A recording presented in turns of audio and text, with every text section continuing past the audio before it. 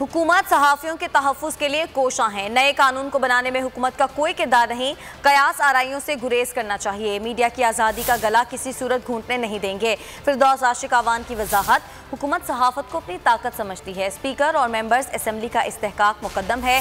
Speaker office और सहाफ़ियों के दरमियान पुल का किरदार अदा करना चाहते हैं।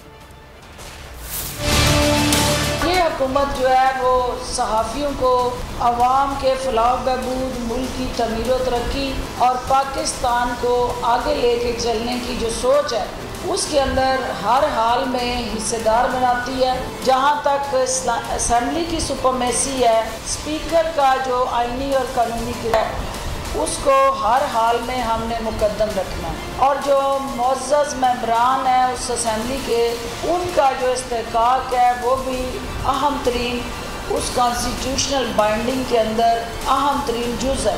मुझे ये कहा गया कि उनकी गलत फहमी है, कोई ऐसी चीज़ हम नहीं करने जा रहे जिससे उनकी सहाफ़ती ज़िम्मेदारियों पे कोई कदगन आए, और कोई इस बिल के अंदर ऐसी चीज़ नहीं है जिसका मकसद सहाफ़ी का कलम और उसकी जो सोच है उसको किसी तरह यरगमाल बनाना है।